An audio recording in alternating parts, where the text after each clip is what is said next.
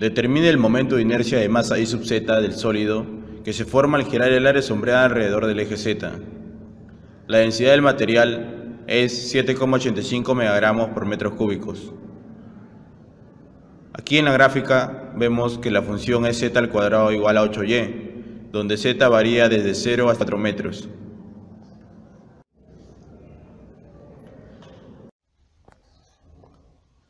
Resolución.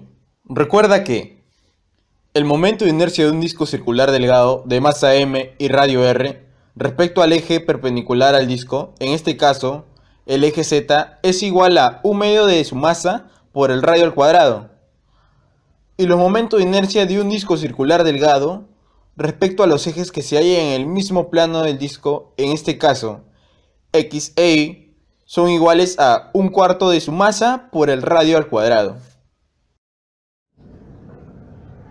Al girar el área sombreada alrededor del eje Z, se obtiene el sólido mostrado a continuación. Para calcular el momento de inercia de dicho sólido, elijo como elemento diferencial un disco circular delgado, porque se conoce sus momentos de inercia de masa, respecto a los ejes X, Y y Z. Para el problema dado, el momento de inercia del disco será un diferencial del momento de inercia del sólido, es decir, diferencial del momento de inercia en el eje Z del sólido va a ser igual a 1/2 del diferencial de masa por el radio al cuadrado. A esta ecuación la connotaremos ecuación 1, donde r es igual a y. Despejamos y en función de z y obtenemos que y es igual a z al cuadrado sobre 8. Entonces, r va a ser igual a z al cuadrado sobre 8. Diferencial de masa es igual a la densidad por diferencial de volumen. Y el diferencial de volumen va a ser igual al área de la base, que es pi por el radio al cuadrado, por el diferencial de z, que es el espesor.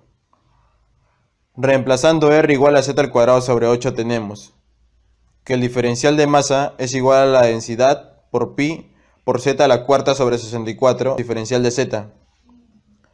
Reemplazamos el diferencial de masa y el radio en la ecuación 1. Diferencial del momento de inercia en el eje Z del sólido va a ser igual a 1/2 de la densidad por pi por z a la cuarta sobre 64, diferencial de z, por z al cuadrado sobre 8, esto al cuadrado. Integramos la ecuación.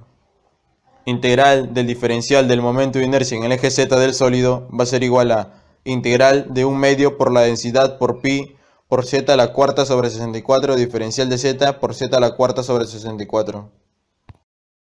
Resolviendo la integral, obtenemos el momento de inercia en el eje Z del sólido, que va a ser igual a la parte constante por la integral evaluada de 0 a 4 de z a la octava diferencial de z.